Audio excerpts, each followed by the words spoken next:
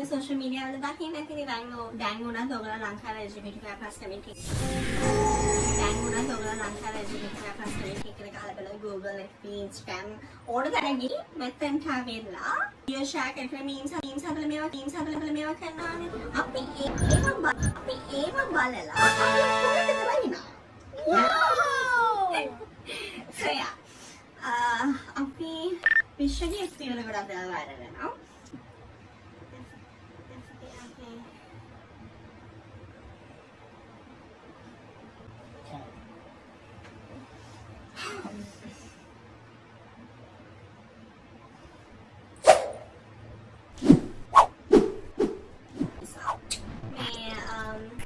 අපි මේ කියන අංකඩිස් නෙමෙයි උනේ FP කිය අපි පේනවා කියලා ඒක ඕගොල්ලන්ගේ වැරද්ද සහ ඇල්ගොරිතම් එකේ වැරද්ද මට ගොඩේ ඇල්ලුවේ මේ ගෑණි නෑ දැන් මේ සමුඩු කලින කට්ටියත් නෑ ඩිස්ක්‍රිමිනේට් කරලා තියෙන්නේ. ඔච්චර තමයි කරන්නේ කස්තරිසෝ. my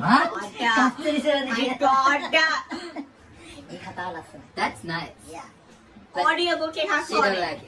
no No. මම ආස නැත්තේ නැහැ මං කියවන්නේ නැහැ and like you know මම ආස නැති වෙයි because ඒක love story මම love stories එක ආස Audio book is on the way. ඉක්මනට මම දෙම් පසන්න එක්ක සෙට් වෙන්න තිබ්බේ. එමස ලංකාවේ නෑනේ ලංකාවේ වට අපි හොඳ යා බලන්න බා. ඇයි එන්නේ කියලා ලංකාවේ ෂූට් එක කරපු පොඩි වෙනට එයා ආස චීවරයක් නේද මේ මොඩිෆයි කරලා අරන් තියෙන්නේ. බුදුදහමට නිගාවක් මේක. Oh honey no ඒක හදලා තියෙන viscose fabric එකකින් මේ මෙතන සාරිය තියෙනවට බලන්න ඕන. ඒක විකින්ලා තියෙන්නේ කියනවා සාරි කියලා. ඉතින් පැක් කරලා තියෙනවා. අනිත් එක සිවුර මහන්නර පොඩි කොටු රෙදි කෑලි. මේකේ ලොකු යාර ගණන් රෙදි මහන්න yes තියෙනවා. නෑ ජරිත් එක මොකක් හරි රෙද්දක් දැක්කත් මේ චීවරයක් කියලා ඉන්නද කියලා ඇත්තේ ඔක්කොම. අම්මගේ චීත්තටත් එහෙමද කියන්නේ? Sorry. දම්පාට රෙද්දක් කොතා ගත්තට මීහරකෙක් නේද මේ. පාට පේන්නේ නැද්ද? කහ පාටක් තියෙනවා කළු පාටක් තියෙනවා. ඕ සමය මන් දැක්කේ ඔයාගේ කොළු පැටිය වගේ. හා? I didn't get it. I didn't even get it. I don't know what the fuck he's talking about. They are talking about. කළු අක්කලාගේ නංගිලාගේ විතරයි ෆොටෝ ෂූට් කරන්නේ. I'm sorry. ඕන්නම් සාරියක් ඇඳලා ෂූට් එකක් කරන්න මෙන්න. කවුරුද පාචන දාන්නේ? ඕකේ. Yeah, stop it. ඕකේ. එහෙනම් අදට අපි ගියා. Bye. Okay, bye.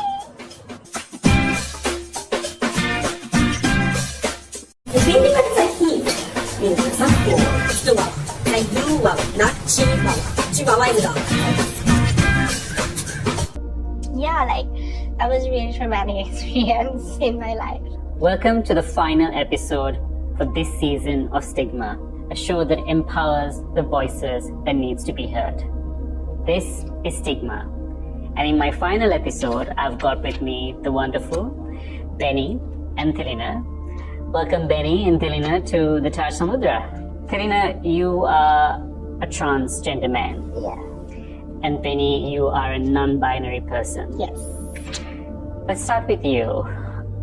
What does it mean to be non-binary for you? For me, being non-binary is just being myself, just getting to wear what I want and getting to just live the way I want to, behave the way I want to, like face the world the way I want to. So What yeah, was the sex that was assigned to you at birth? male. Male. Yes. Okay.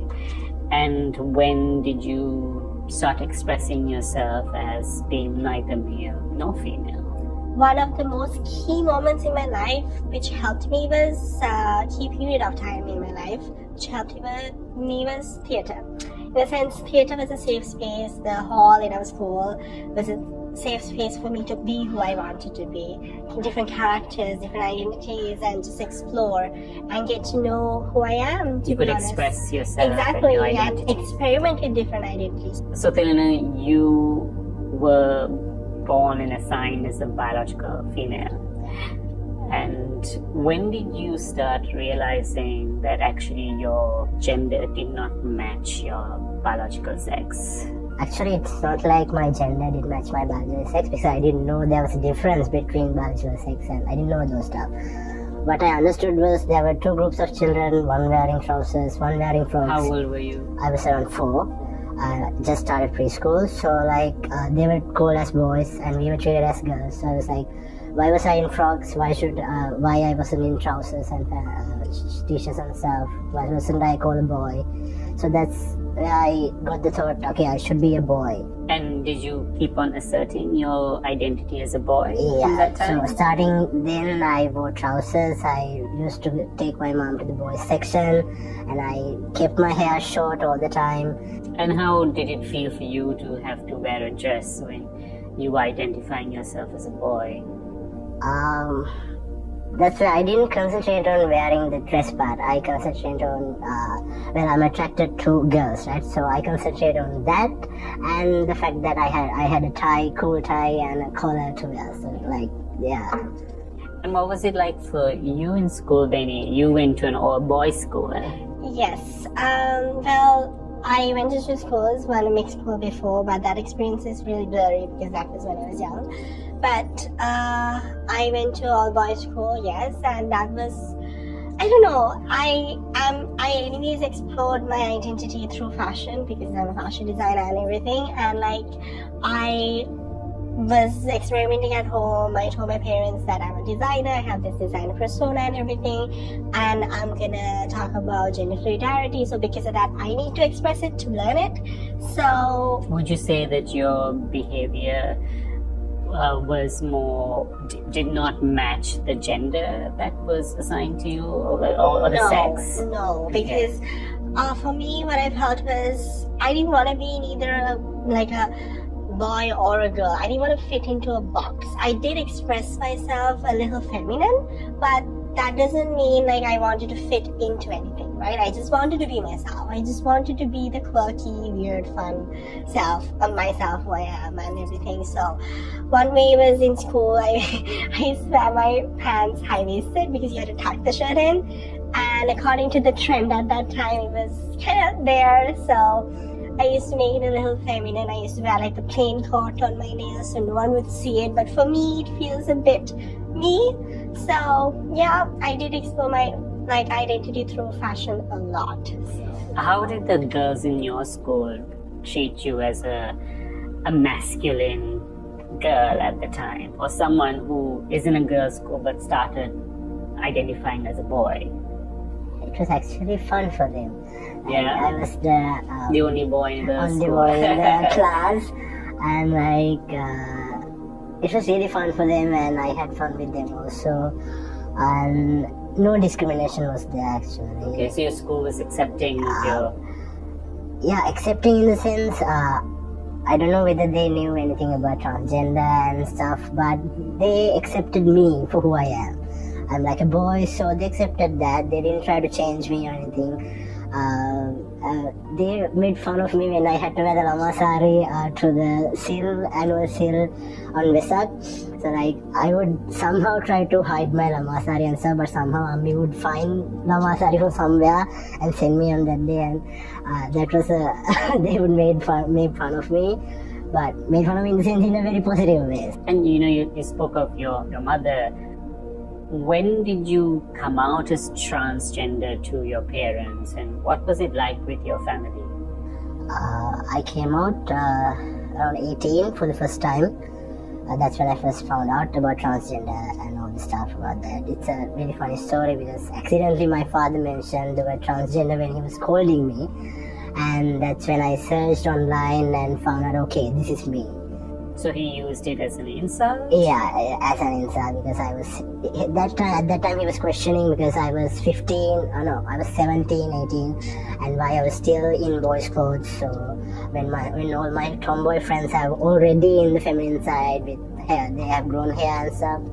So yeah, and I think after my first shy, I had messed it up. I knew that before the results came out. I told them, I actually didn't have the gut to tell them. I wrote a letter and just went out of the house. So But What did you say in that letter? I wrote everything, starting from my childhood to my first girlfriend, everything. I wrote everything there, but I didn't. Therapist saw that you moving your eyes around a big family. You have doctors as siblings. You're the youngest child. How did they react? I don't know, like the first queer identity I saw growing up was Friends, like Ross's ex-girlfriend, and even that they tried to hide from me because they knew I was queer. Like I said, I was always who I was. I mean, if they didn't know with the education that they have gotten and everything, it's kind of sus. I think my parents told my siblings not to show me. So they tried to stop it, but then my sisters realized this was bad and they wanted to intervene. So they talked to my parents and everything. And I think I did tell my parents I like boys. But in spite of that, I don't think I did tell them anything. I was just who I was always. And I remember when I told them I liked boys, my father wanted to take me to a hospital and check my hormone levels, and thinking that if I had lack of testosterone in me, to put more testosterone in me. I don't know how he was trying to mix both of them together, my sexual orientation and like my gender identification. So actually like, trying to do like medically intervene yes, to and make you I straight. now they are at a really good place. But yes, that did happen in my childhood. And How old were you? I at think that this was when I was in grade 8, 9. Okay. So yeah, 13, 14, 15. 15, I think. Yeah, around when I was 15. So yeah, it was really traumatic. I think it was a breakup in school that led me to tell, because I always wanted to talk to my parents, like my sisters do, like talk to them about boys and share small details about like feminine clothing and everything like that, exploring yourself and figuring out your identity. I was pretty jealous of my sisters, to be honest, like them wearing saris and going to events and my mother saying, "Oh my god, you look so pretty." I wanted to hear that rather than me wearing a tux or some weird ass outfit made for like this cisgender hetero mindset sort of thing. As a designer, I just thought that was really bland and like boring. I wanted to explore and be a bit dramatic because my mother and I had a good connection. Now it's kind of lost, but I wanted that from her. So because of that, I was really jealous of my sisters, and there was a lot of trauma and drama related to When you those say things. you've lost your connection with your mother, what do you mean by that? My elder sister and I are a lot similar. We are more like go-getters, and my second sister and my brother are more like we are really educated, like really nerdy, and they're pretty cool, but they have their own identities. Me and my elder sister's identities are more similar, right? And my mother is similar to us as well, so we had a connection sort of a thing. Like we used to cook together, we used to go shopping together with fabrics. She loved the fact that I loved fabrics and the fashion identity and everything, and we used to do a lot of things together. So one thing my mother was super passionate about was religion. She's like a pretty religious person. So she's Buddhist. So when we used to go to temple together. Then after school, I started growing my hair, being a little more feminine. When I got my first job as well under fashion designer, so I could explore, right? So she just stopped doing things with me. She told to my face that I'm an embarrassment to the family, and she doesn't want to like. Your mother told Yes. you she was Yes. embarrassed of you. Yes. How did that make you feel? I don't know, to be honest. Like, I just kept it there, and I was like, my first boyfriend was the one in school. My first ex-boyfriend in school was the one who showed me that I deserved something in this world, because I used to hear these things about queer identity, people who were different rather than the societal standard of things, and the things people used to say to them. So I used to hear these things, and like I thought that I don't deserve anything, I don't belong. I had never seen a queer person in my life before that, though I have seen my parents have always like kept me away from them.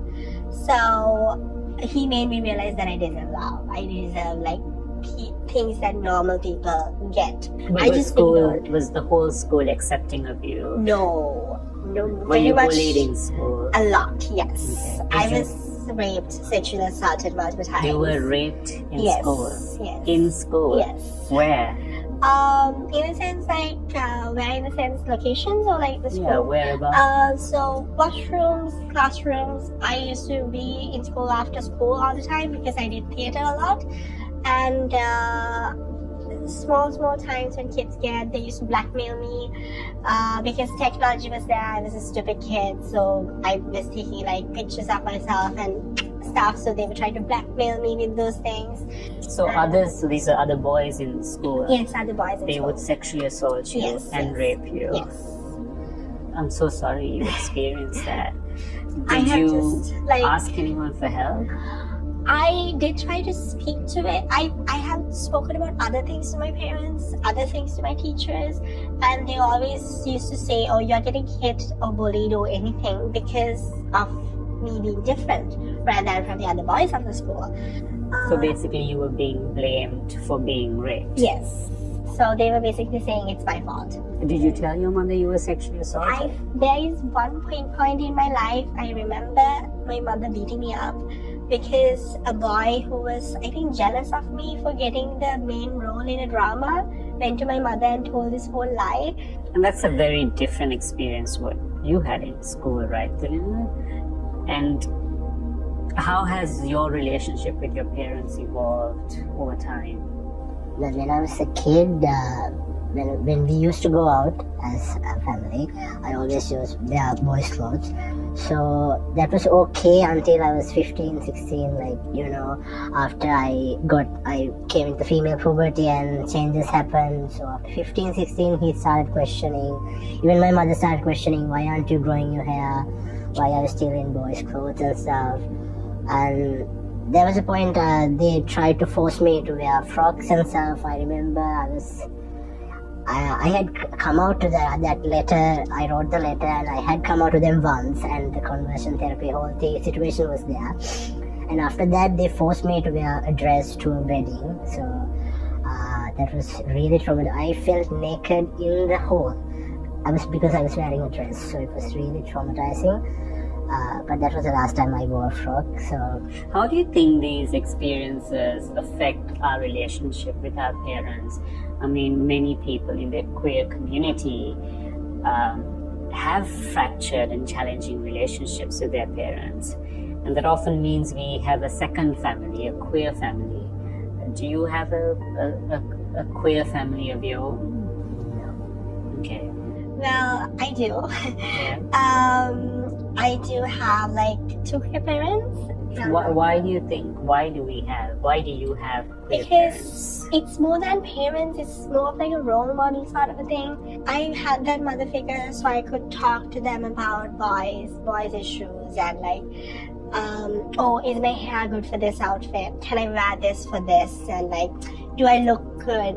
Like the words that I wanted to hear from my own mother, that I look beautiful in something feminine. Like my papa helps me out with a lot of things where I need like advice.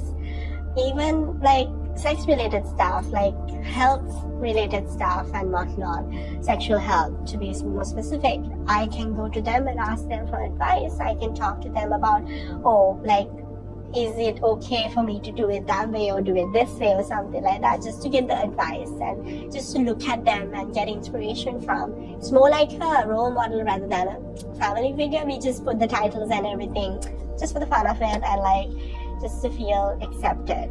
Then you know, going back to being sexually assaulted and raped in a toilet and being, you know, part of the queer community and being non-binary, how safe do you feel in using a toilet now as an adult? Do you go to the washroom in public? Only recently when I started this. Like before that I didn't. One of my queer sisters was the one who helped me because I had trauma growing up as a child, being raped and sexually assaulted in the male washroom in our boys' school, and I didn't want to go to the men's one. And I didn't want to go to the women's one because, again, like, I didn't know what was happening. And to be honest, I didn't belong in neither of them. I belonged in, like, a separate place because, again, I'm neither male or female. I'm just myself as a non-binary person. And, like, So yeah, it was really traumatic. Now I just go to the women's one because I'm feminine expressing. I feel like with my appearance and everything, that's where I belong.